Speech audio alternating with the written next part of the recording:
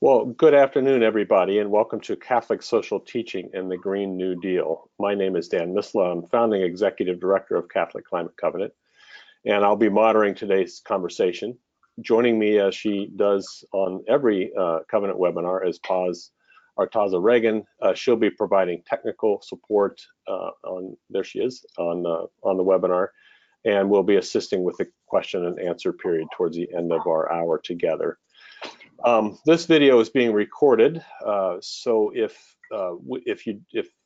for some reason you get cut off or other reason, you'll be sure to get this link. We'll send it out in another day or two once we get it posted on our website. As I said, there'll be question and answers after the presentations. If you wanted to submit a question, do so in the chat box, which is on the right panel of your screen. If you have a question that's aimed at a particular presenter, you might want to indicate that in the question as well. If you have audio issues, it's probably due to your Wi-Fi connection, and you can try to switch from your computer to your phone. And GoToWebinar gives you the instructions on how to do that. Just click on the audio tab in the right-hand box, and it'll give you directions for using your phone for your audio. Okay. We are still awaiting one presenter to join us, and hopefully he'll be on soon. But in the meantime, because we are gathered as a Catholic community or as a faith community, it's always best, I think, to start with prayer. So if we can put the prayer up on the screen.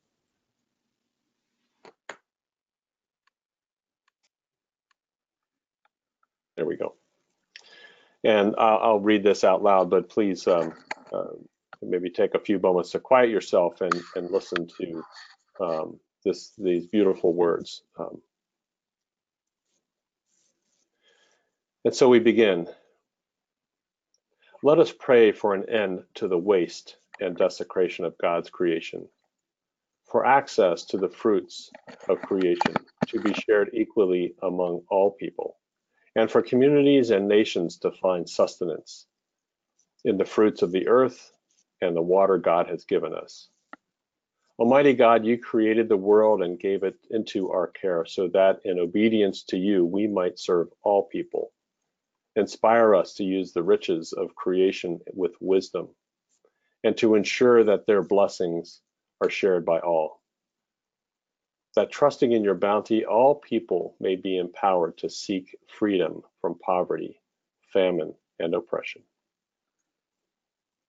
And together we say amen. Amen. So we have three amazing panelists with us today. Hopefully three, at least two for now. And I will. Dan, yes. Evan is trying to connect via phone because the computer was giving him trouble. So we're working on it. Okay. Hey, great. folks. Hey, this is Evan here on the phone, actually. Sorry about that. I'm not able to join you with my face, but hopefully my voice is enough. That's all right. Great to have you, Evan. We know this is a Catholic event because you have a 50-50 chance of the technology going right. So, so we're happy to have you and glad you can join us. So our panelists today, Marianne Comfort is the Justice Coordinator for Earth, Anti-Racism, and Women for the Sisters of Mercy of the Americas. In that role, Marianne chairs the Interreligious Working Group on Extractive Industries and facilitates a working group of Mercy Sisters concerned about the damage done to people and the planet through extractives. Dr. Aaron Lowe's Bibiano is not only a friend and supporter of the Covenant, but a top-notch theologian at the College of St. Elizabeth in Morristown, New Jersey. She is a leader in the field of energy ethics and a scholar of the faith-based environmental movement.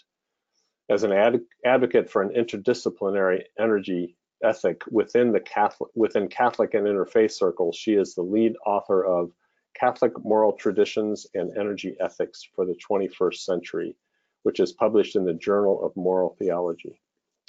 Dr. Bibiano holds a PhD in systematic theology from Fordham University and a master's in theology from Boston College and an AB from Princeton University. Evan Weber is the political director and one of the co-founders of the Sunrise Movement, the army of young people that elevated the Green New Deal to the talk of the nation and leading the movement to make climate justice a reality. Prior to helping launch the Sunrise Movement, Evan co-founded and served as the executive director of U.S. Climate Plan, which advocated for comprehensive national and state climate policies in line with what was demanded by science and justice. So Evan will speak first and give a summary of the Green New Deal, how young people have been the driving force behind it, and where the Sunrise Movement sees the Green New Deal going in the near future. Aaron Loz-Viviano will demonstrate how Catholic social teaching gives us the best lens to help us respond to climate legislation, such as the Green New Deal.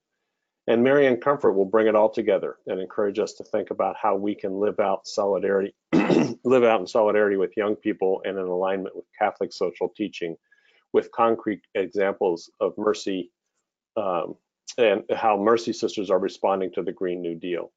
I'll just take a moment, though, to add that the Covenant, our organization, has not taken a position on the Green New Deal at this time. Much of our advocacy work is focused on a number of environmental regulatory rollbacks pushed by the Trump administration, as well as support for the Energy Innovation and Climate Dividend Act. These positions are consistent with and intended to amplify positions taken by the U.S. Conference of Catholic Bishops. So I will now turn it over to Evan and then go to Aaron and then to Marianne. So we'll just go in that order. So Evan, when you're finished, Aaron, go ahead and jump in. And then after Aaron's finished, Marianne, you go ahead and jump in. Okay. So thank you all. And here we go. Awesome. Well, hey everyone. Again, my name's Evan Weber, and I'm one of the co-founders and the national political director for the Sunrise Movement. First of all, I just wanted to say thank you for inviting me to be on this call today. Particular thanks to my friend Jose Abuto, who I've known for a number of years now, who I think is not on the call, but was the one who reached out to invite me. Yeah, really happy to be here on behalf of Sunrise Movement and with you all. And thank you for all the important work that you're doing as people of faith to raise the nation's consciousness and call us to a moral into a moral call to do right by each other and our planet. That for us certainly aligns with the mission of Sunrise Movement, which we started just about 2 years ago. A group of us hoping to be able to bring the moral urgency that we feel as young people and our generation around the crisis of climate change to the rest of the American public. And so young people and people of faith, I think, can be extremely important allies in this fight as moral messengers. And yeah, so Sunrise is a movement of young people working to stop climate change and create millions of good jobs in the process. We launched 2 years ago with a 4-year plan to make climate change an urgent priority across America, end the corruption of fossil fuel executives on our politics, and work to elect leaders who will stand up for the health and well-being of all people, not just the wealthy few. And since our launch, we have been doing just that. We've been mobilizing and training and organizing young people in states around the country. We set off with our first goal of making climate change matter and an important issue in the 2018 elections, and organized and invested in leadership development and electoral organizing and civic engagement in 8 regions across 5 key states, helping to elect leaders up and down the ballot who are sticking their necks out for our generation and standing up for our climate, our communities, and our democracy, not fossil fuel profits and interests. And After the 2018 elections, we went to Washington, D.C.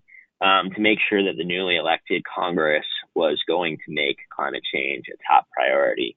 Just a month ago, a new report came out from the UN's top scientists at the Intergovernmental Panel on Climate Change, the IPCC, that showed that if we're to avoid the worst impacts of a climate warmed world, we have to reduce emissions at an unprecedented speed and scale and transform our economy at a pace and scale that has not been seen throughout history, and globally achieve at least 50% emissions reductions in the next 12 years. And this report, I think, was very clarifying and alarming for many of us. And so we went to Washington, D.C. to ask the newly elected Congress, what is your plan? What is your plan to deal with this crisis in the time that we have left?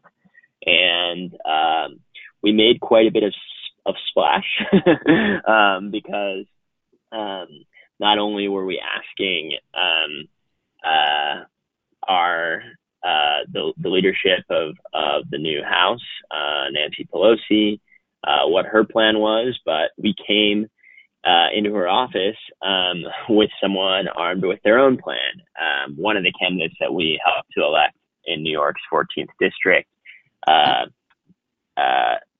Alexandria Ocasio-Cortez, introduced then a resolution for a committee to draft a Green New Deal for America that would deal with the climate crisis at the scale that scientists were saying was necessary, and instead of saying this was a big urgent crisis, which of course it is, turn that on its head and also make it into an opportunity. If we're going to go forward with having to transform our economy like this, let's create a new economy with economic prosperity for all, and address the root causes of so much of the suffering in our society, from the climate crisis to the overlapping crises of economic, racial, and gender inequality as well. And so, like I said, we made quite a bit of a splash, and within the first 24 hours or 48 hours, there were 6,000 articles written about the Green New Deal and Sunrise Movement and Alexandria Ocasio-Cortez, and quite a flurry of activity after that. In just a couple of weeks, 45 Congress people backed our plan, backed the call for our committee, which at the time was the most ambitious climate proposal ever put before Congress. So ultimately, our demand for the committee, as we were calling for it, failed, but Nancy Pelosi did move forward with creating a House Select Committee on the climate crisis, which is now holding hearings and exploring different opportunities for how we move forward on climate change. But in addition to that, in February of 2017, Ocasio-Cortez and Senator Edward Markey, who's the senior Democrat on climate change in the Senate and just overall, introduced a 14-page resolution outlining the vision and goals of a Green New Deal for America. And at its introduction, it had 67 co-sponsors in the House and 12 co-sponsors in the Senate, including all of the major Democratic presidential contenders that are running for president right now. And now it has over 100 members of Congress supporting it. So what is the Green New Deal? The Green New Deal is a vision for the future of American society. It is a promise to current and future generations of a more just and equitable future. And like I said before, it's doing what America does best. It's taking an incredible threat and crisis and turning it into an incredible opportunity. So the Green New Deal has 5 main goals. The first goal is to achieve net zero greenhouse gas emissions through a fair and just transition for all communities and workers. The second is to create millions of good, high-wage jobs and ensure prosperity and economic security for all people of the United States. The third is to invest in the infrastructure and industry of the United States to sustainably meet the challenges of the 21st century. The fourth is to secure clean air and water, healthy food, a sustainable environment, and access to nature for all people and for generations to come. And last but not least, the fifth goal of the Green New Deal is to promote justice and equity by stopping current and preventing future and repairing historic harms to the people most at the margins of society in this country: Indigenous peoples, communities of color, migrant communities, low-income and poor folks, the elderly and the youth, and more. And so these goals lay out a vision for the future of society, and underneath them there are 14 national projects to be accomplished through a 10-year mobilization that says that climate change is this crisis, and achieving the Green New Deal will be the top priorities of the federal government. And we're going to throw everything that we have at it, just like we did in the original New Deal and World War II, when we were faced with the dual threats of our economy in crisis and the threat from abroad with the Axis powers. And so that is what the Green New Deal is all about. It's a moral vision for the future of society. Where it goes from here it is up to all of us. There's lots more details to be figured out, and many people in Congress and people running for president are laying out their plans and visions for what this all means. But it's really helped to activate and set a new direction for the conversation around climate change in this country. And I think hopefully that's something that we can all be grateful for. So I'll go ahead and close there. Thank you, Evan. Aaron?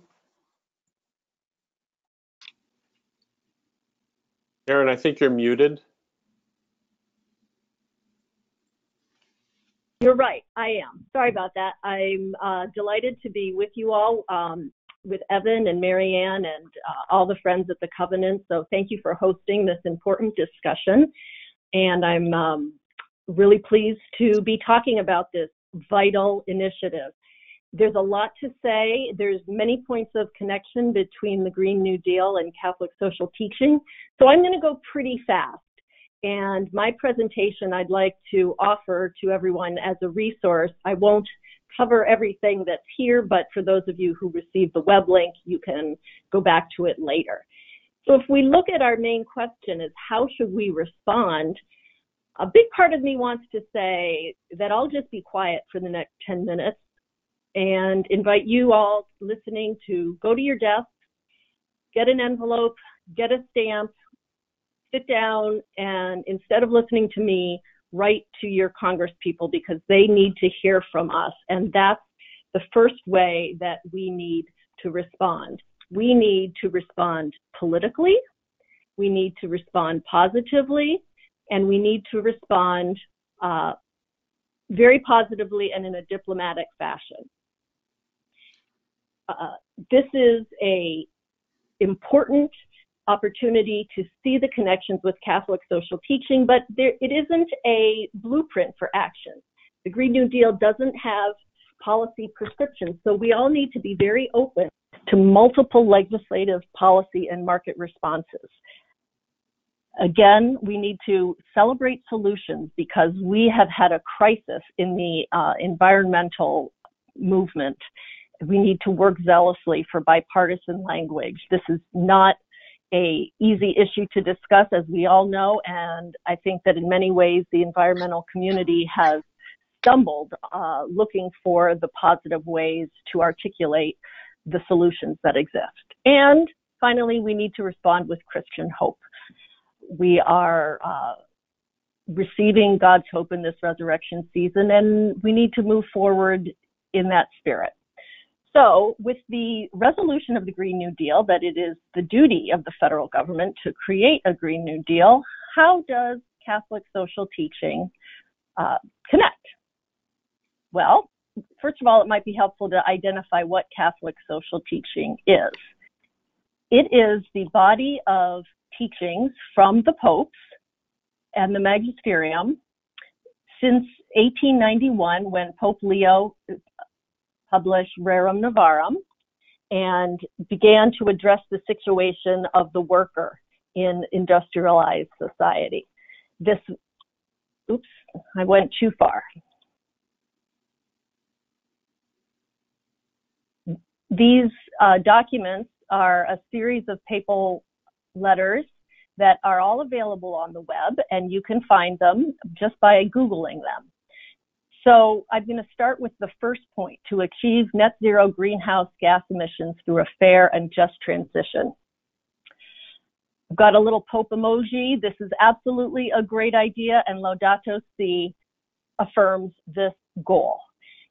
Society is obliged to promote the common good. We know clearly that the common good is profoundly threatened by the environmental impacts of climate change, and thus polluting fossil fuels need to be progressively replaced without delay. We cannot delay in moving in our transition, and a net zero greenhouse goal is the only sensible goal to keep in mind.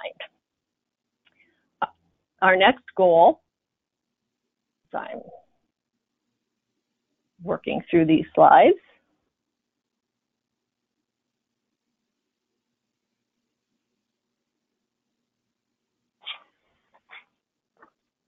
is B, to create millions of good high-wage jobs. Catholic social teaching also affirms this very sincerely. The plight of the workers is a major concern of the Catholic social teaching body of writings. Work is a fundamental right.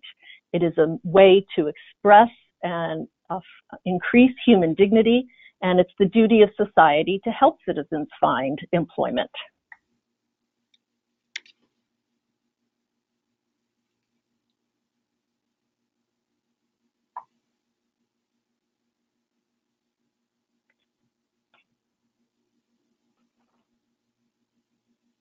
Pardon me, I'm having a little bit of difficulty advancing the slides on time.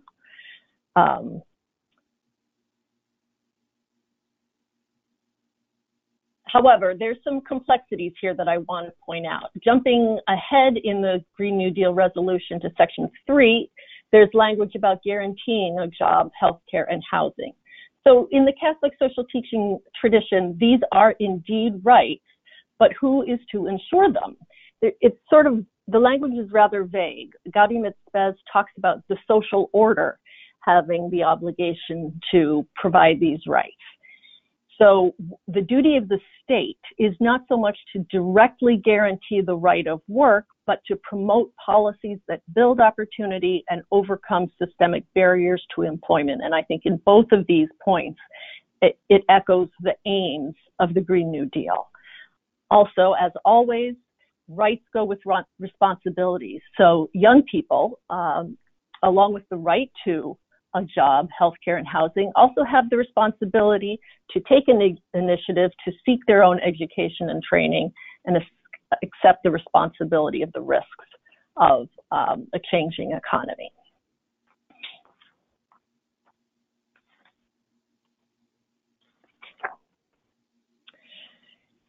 So the tension here is between two extremist views of the economy. Catholic social teaching will always avoid a socialist extreme or a capitalist extreme. impossible to take either a straight Republican or Democratic approach in the American context. Laborum Exercens writes that we're not looking for centralization, but a coordination that supports the initiative of individuals and local groups. What the state needs to do is create the conditions which will ensure job opportunities. However, here is a very important point. It notes that it needs to support these activities in moments of crisis. And we are certainly in a moment of crisis, which calls for, I believe, a particular duty of the state to pay attention to the conditions, creating the conditions for employment, and advancing, again, the goals of the Green New Deal.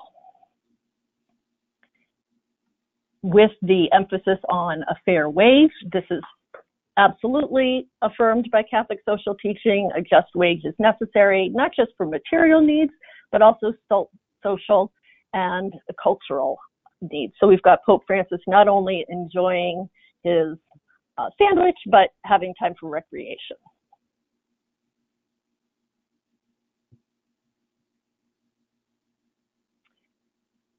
The fourth goal, to secure for all people clean air, climate resiliency, healthy food, access to nature, and sustainable environment. This goes without saying. Laudato Si is all about that, and so we don't need to belabor that point.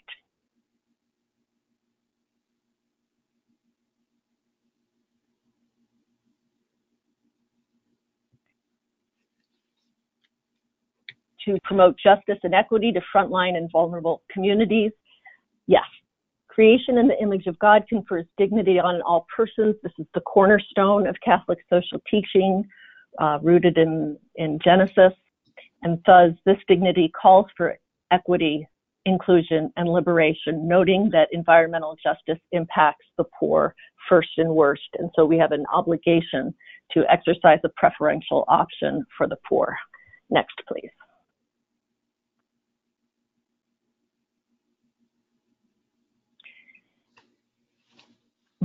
Achieving these goals through a 10-year mobilization. This is a very exciting piece of the Green New Deal. I believe that this is supported by the signs of the times. Our current circumstances demand urgent action, and a 10-year plan that drives rapid forward movement is essential. We need to listen to scientists. We need to listen to young people. I think we've all been inspired by Greta and by the Sunrise Movement, and this is something we all need to do. Next, please.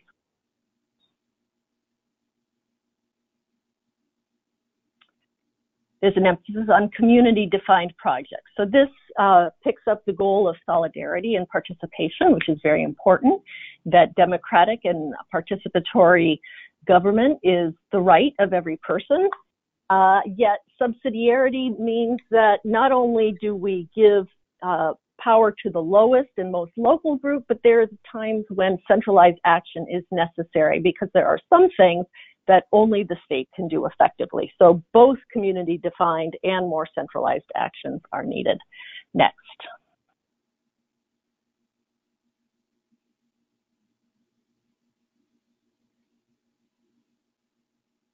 Okay, in terms of repairing and upgrading the infrastructure, this would seem to be the most obvious and politically acceptable spending goal. It's obvious that governments have the responsibility to upgrade the infrastructure. The new insistence of the Green New Deal is to do so with an equity and sustainability metric, ensuring that any bill addresses climate change and includes vulnerable communities in decision-making and in the benefits. And this is a way of responding to the cry of the earth and the cry of the poor. Next, please.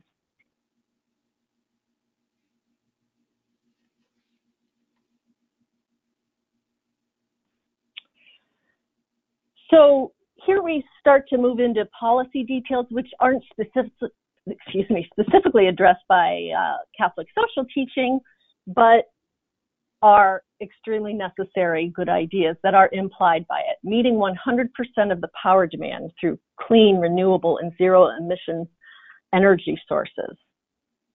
Yes, we need to dramatically expand renewable sources and deploy new capacity. To what extent can this be done within 10 years? We will not know unless we try. And it's essential that we have the most ambitious goals possible.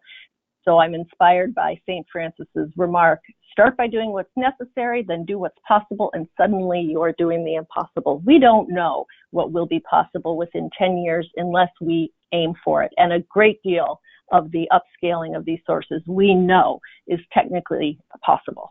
Next, please.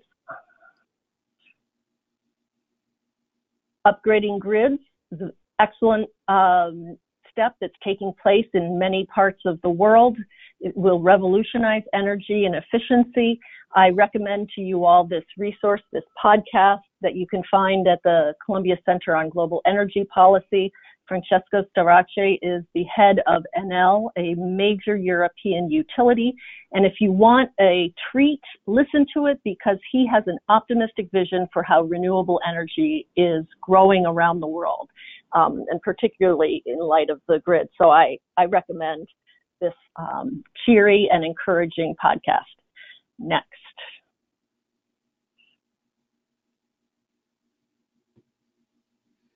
Okay, in terms of upgrading new buildings, again, this seems most akin to the New Deal in terms of fostering traditional employment, and yet it's one of the pieces of this resolution that seems to have been most ridiculed.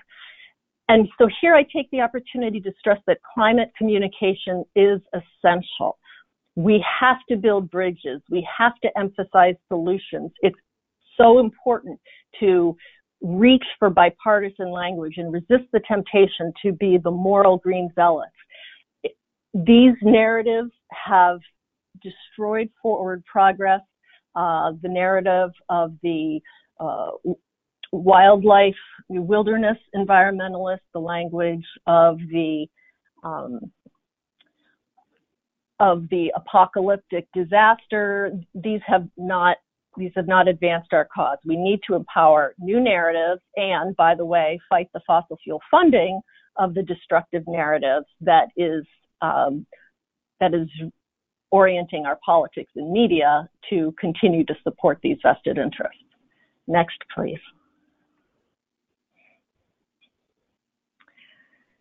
Spurring massive growth in clean manufacturing. Again, I think there's room for optimism. Great minds are working on this. There are plans to decarbonize the hardest, most challenging sectors of the economy, cement, shipping, and aviation. And I recommend to you this encouraging Mission Possible report, which details ways that industry leaders are thinking about decarbonizing these sectors. Next, please.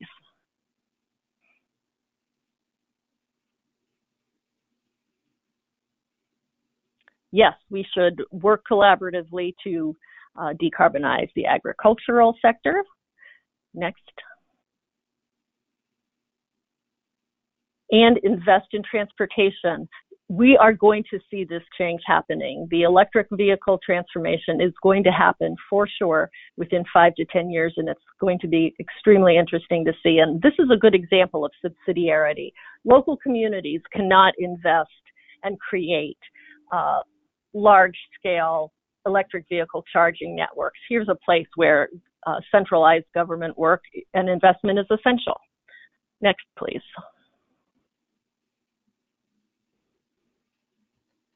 Yes, we must mitigate the health and economic effects. This is clearly in line with Catholic social teaching. Next, please.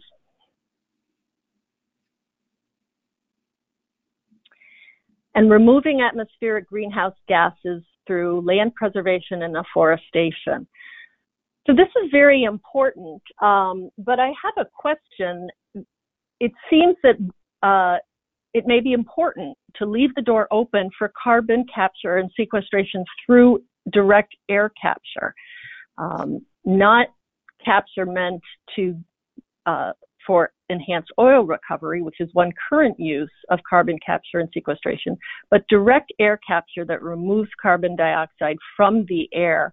Many scientists say that it is impossible for us to meet our goals without using that. And this graph, if you follow the dark blue line, that is the number of emissions that will keep us within a 1.5 carbon budget. And at business as usual emissions, it curves down pretty sharply and runs out in 2025. So our carbon emission budget runs out in 2025 at business as usual levels. If we slow down emissions a bit, it runs out in 2050. But there are almost infinite numbers of gas and oil reserves, and continued emissions are likely. Air capture may be necessary even if we stop emitting tomorrow. So I just wonder about the emphasis on low-tech soil storage. Next, please. All of these goals are essential. Yes, yes, and yes. Next, please. And part of the message that solution-oriented discussion is noting that the cost of impacts will be greater than the cost of investments. Next, please. This is a very important point, taking into account the complete environmental and social costs. This is essential to ensure that the polluter pays and that the cost of climate impacts aren't put off to the taxpayer who ends up paying for the hurricane cleanup, paying for the health impacts. We need to ensure that those costs are internalized to the polluting product. We also need to expose subsidies to fossil fuel companies. Again, none of these are directly entailed in Catholic social teaching, but implied. I think a critical missing initiative is a carbon fee, and also developing policies for stranding fossil fuel assets. This way, we have to find some way that the fossil fuel portfolios of major oil companies are transitioned so that we can write them off and allow them to continue to benefit. Can I advance to the next slide, please?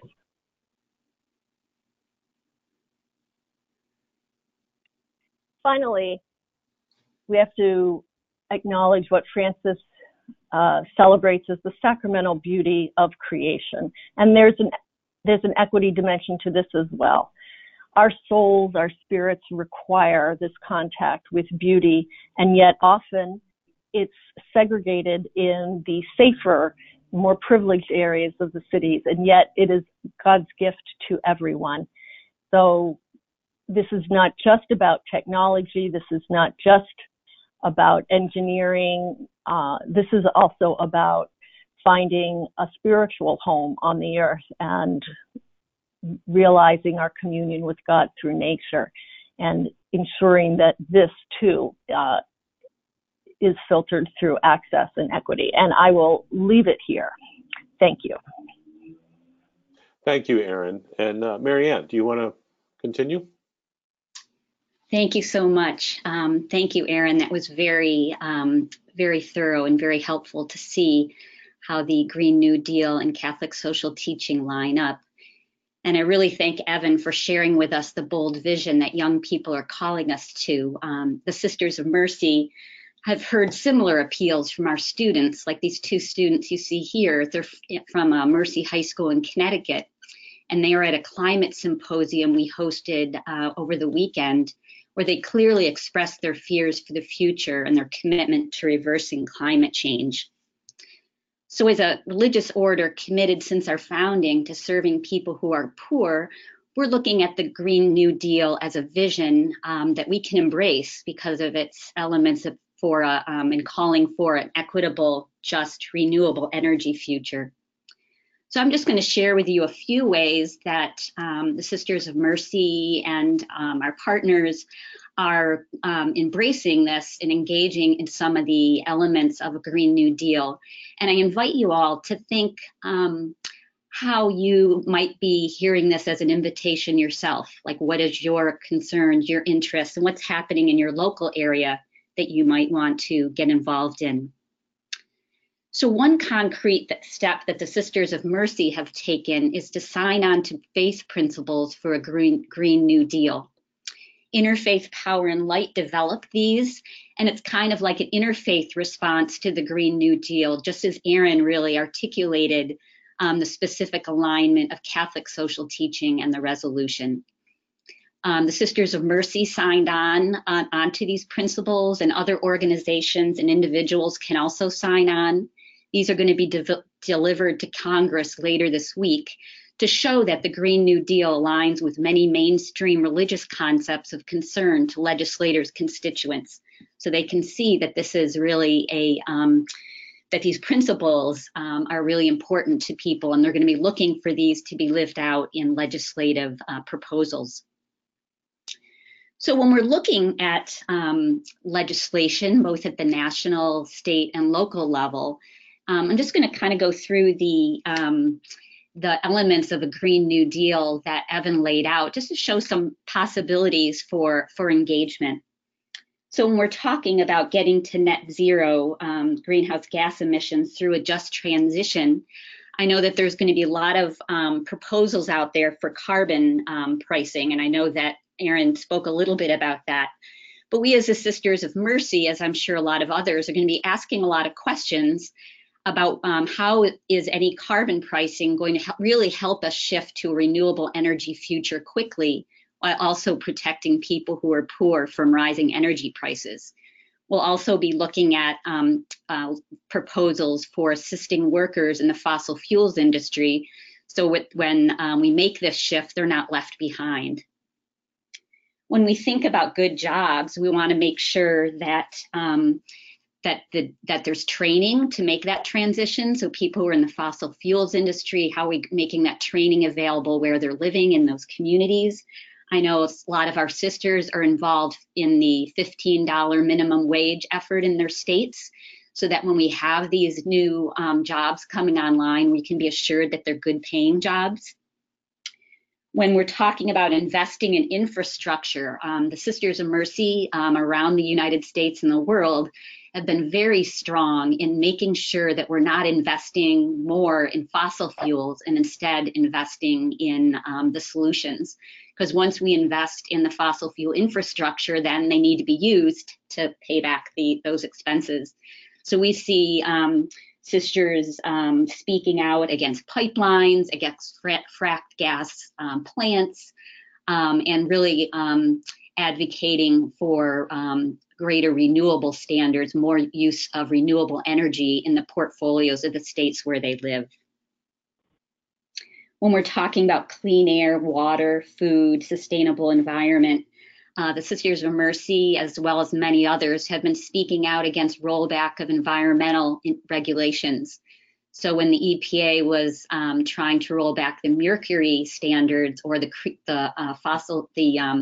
emission standards for cars, sending public comments expressing great concern for that and wanting to maintain those important regulations.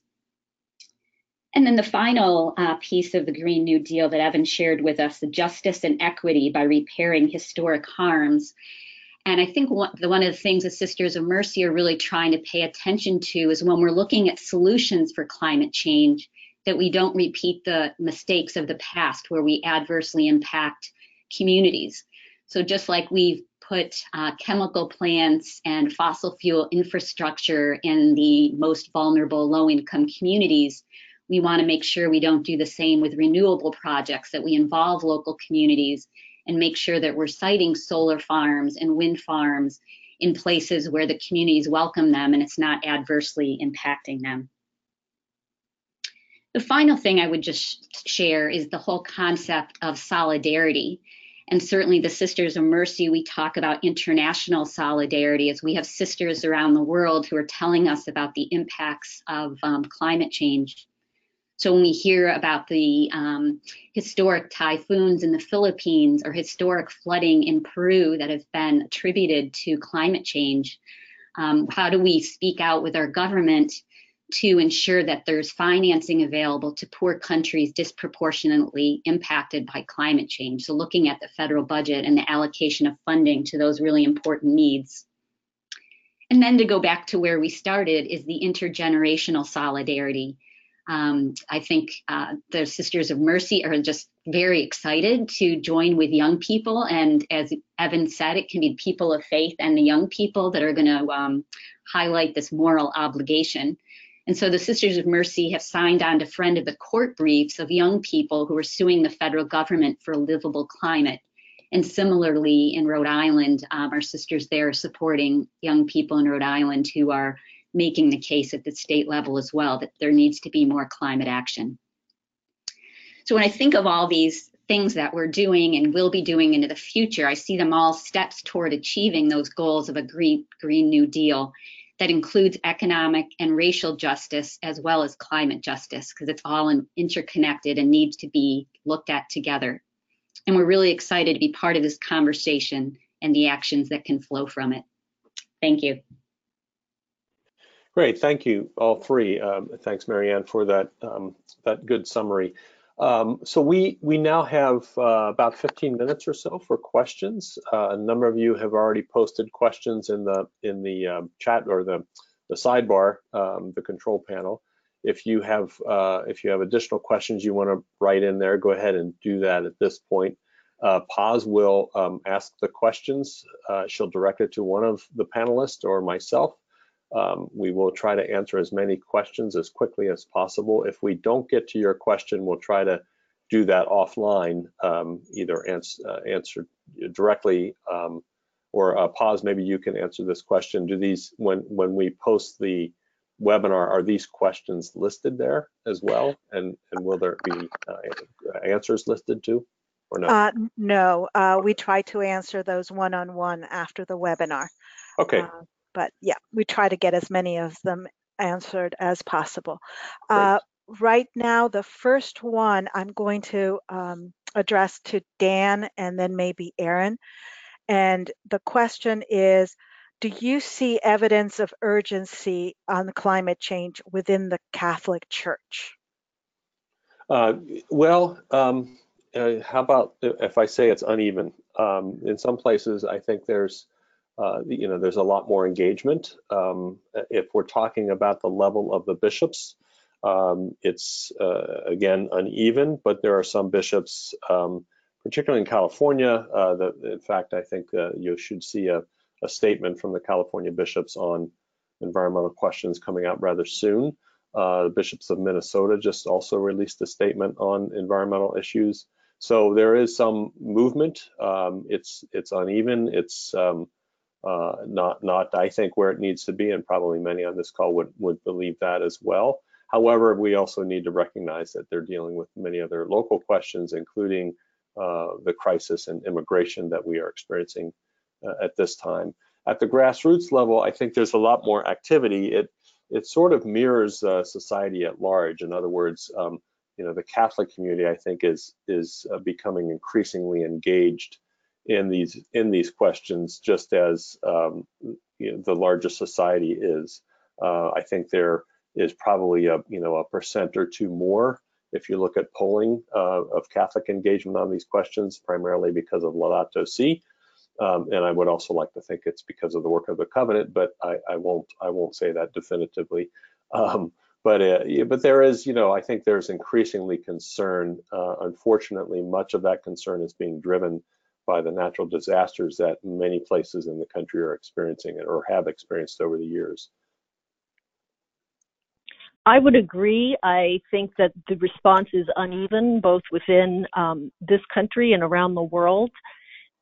I would simply add that while the bishops have many competing distractions, it seems that the moral authority on which they need to draw to handle those other problems really depends in many ways on how they respond to the needs of young people and intergenerational justice by defending young people in this most critical area. Okay, thank you. This question I think I'm going to address first to Aaron, and then others may want to respond as well. And it has to do with how many environmental issues get tied up with the question of population control, and the Green New Deal is no different. How do we as Catholics handle that issue when it comes up? the issue of population control as part of environmental care? Well, I think that looking to population control from a Catholic point of view mistakes the source of the problem in numbers of people rather than levels of consumption by people, and it misses the opportunity to emphasize different virtues. Really, the consumption issue is at the top of the list. The tradition criticizes superdevelopment and luxury and hyperconsumption, and we have the model of simplicity instead. So it's not the number of people, it's how much those people are consuming, and knowing that the United States is historically responsible for about 23% of greenhouse gases while being a tiny fraction of the world's population underscores that message. The church would emphasize instead empowering women as entrepreneurs, as family caregivers, and educating girls, which allows them to grow up to be responsible parents, and parental responsibility, the rights of parents to decide the appropriate number and spacing of their children, I think is at the cornerstone of this response. Okay, thank you. And moving us along because we're short on time, there's a question here, and I think I'm going to address it to Evan as well as Aaron, and that is, does the Green New Deal address military spending and how that affects climate, and should it? Great. No, there is not a direct mention of military spending in the Green New Deal resolution. So that's not directly mentioned. I think that should it is a great question. I think we should. There's a couple different ways to cut it, right? One is just what we think as individuals and people with a moral conscience, that the United States military budget keeps going up every year and still is by far and away larger than many of the other world's military budgets combined. And whether that is a moral or even just smart way to be spending our nation's resources and our tax dollars. I think there's another piece, which is addressing the military's both impact on the environment. If you look at just the military's carbon footprint alone, it's larger. The U.S. military's carbon footprint is larger than many other countries in the world. And also what we're actually spending our military resources and time on. So much of the military budget and activity goes towards protecting oil resources around the globe. So while the Green New Deal doesn't directly address this question, I think if we were to take the actions and achieve the goals laid out in the Green New Deal, we would no longer need to be spending sending troops abroad to protect foreign oil and protect our domestic oil resources. And hopefully our spending could shift and our priorities therefore would be shifting from a nation towards those things and towards oil and from oil wars and protecting oil resources and towards protecting human life on this planet. I would just add that climate change is known to the military as a threat multiplier, as a factor that increases the likelihood of conflict. And insofar as the military has a proactive peace-building role, that it can build security by working towards climate stability around the world, and maybe interpret some of its role as enhancing climate stability for the purpose of keeping the peace. Thanks. This question is for Marianne and Dan. Uh, in your analysis of the Green New Deal, have you been able to see any piece of it that would be contrary to Catholic social teaching that you've discovered as that you would probably say, that part may not be something we can agree on? Dan, I'll let you start with that. Well, the population question came up earlier. Obviously, that would be something that would be a very big concern to the church. I think Aaron did a great job at sort of juxtaposing Catholic social teaching with the Green New Deal. I don't think there are any other major disagreements with the Green New Deal. I think it's more a matter of what is politically feasible at this point in time. I was at a meeting last week where I heard the former governor of Maryland, Martin O'Malley, talk about. He was asked a question about the Green New Deal, and he said, just politically, it's just too ambitious, and it puts so many things together that I think most of us see as clear needs, including some of the justice questions that are addressed with the Green New Deal. Particularly for Native American communities and other communities, but that to get that done politically would be quite a challenge. Marianne?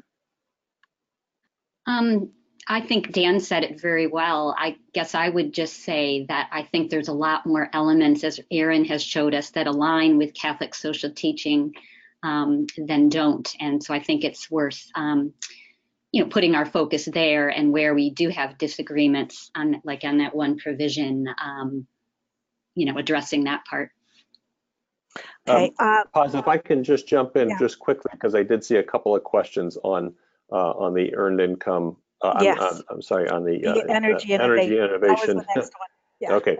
Yeah. So the Energy Innovation and Climate Dividend Act is something that the bishops have supported. The covenant also supports. It is a carbon tax, so which is a very economically sound way to reduce carbon. If you tax something, think of cigarettes. If you tax them a lot, then people will use less of it, and so that's one thing that the USCCB has come out in support of. And it also is bipartisan, which makes it a little bit more politically feasible. Will it get past this Congress? No. Would it be at the top of the list the next Congress? Perhaps. So, that's something that we're focusing on. Yes, I was going to bring that question on. Thanks for answering it. Another one that seems to be coming up over and over again is, yes, you will be getting a copy of the webinar as well as of the slides within the next 48 hours. So that should be in your mailboxes then. The final question that I think I want to put down is, how does the Green New Deal help us inspire hope? Is it something that can be used by the Catholic Church to inspire hope in the youth and get mobilization? That was a question that seemed to come through several folks. Aaron, do you want to tackle that one? Sure. I absolutely think it inspires hope. It fills me with hope. I'm thrilled to see young people insisting upon action, going into their Congress people's offices, mobilizing for elections and voting and holding their political leaders accountable, and for setting a really radical high bar for climate action. We know that, first of all, this is not a piece of legislation. It's a resolution. It's, as Evan said, it's a moral vision. So to put it up as a straw dog and knock it down is unfair and ridiculous.